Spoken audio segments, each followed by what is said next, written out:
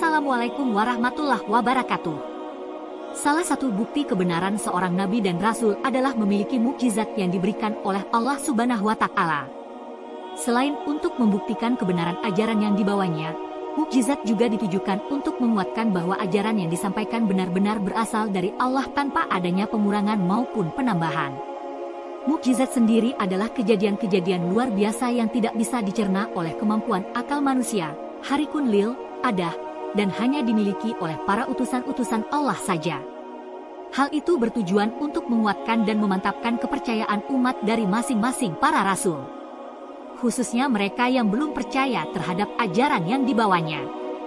Sebagaimana para nabi dan rasul pada umumnya, Nabi Muhammad juga diberikan mukjizat luar biasa yang diperlihatkan kepada umatnya.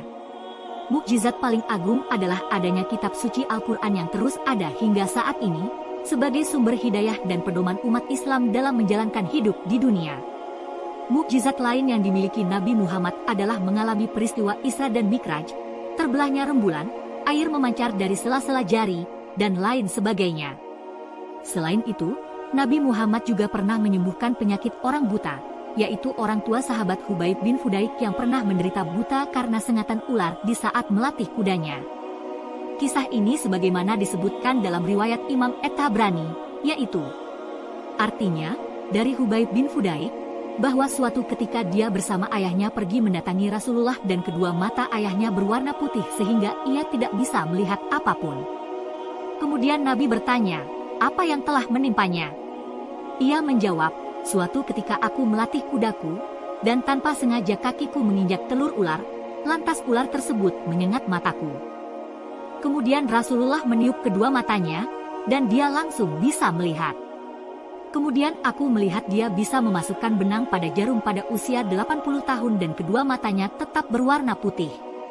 Tidak hanya kisah orang tua sahabat Fudaik di atas, kisah yang sama yaitu kebutaan yang sembuh berkat Rasulullah juga pernah dirasakan oleh sahabat Abu Dzarin.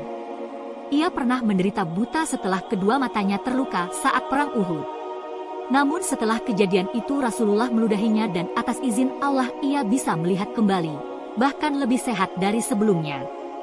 Kisah ini sebagaimana disebutkan dalam riwayat Abdurrahman bin Harits dari Abu Yala al-Mushili, ia berkata, artinya, telah berkata Abu Yala al-Mushili, telah meriwayatkan kepada kita Abdurrahman bin Imran dari Abdurrahman bin Harits bin Ubaid dari kakeknya, ia berkata, suatu ketika mata Abu Dzar terluka pada saat perang Uhud, kemudian Nabi meludahinya, maka mata yang terluka tadi menjadi mata yang paling sehat.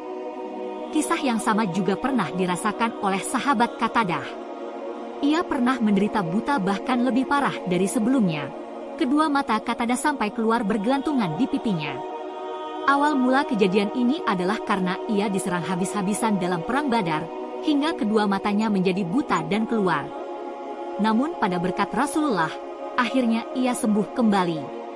Dalam riwayat Abu Yala al-Mushili, dari Qatadah bin Nu'man, ia berkata, artinya, telah berkata Abu Yala al-Mushili, telah meriwayatkan kepada kita Abdurrahman dari Ashim dari Qatadah bin Nu'man, bahwa suatu ketika matanya terkena senjata saat perang Badar, hingga bola matanya bergelantungan di pipinya.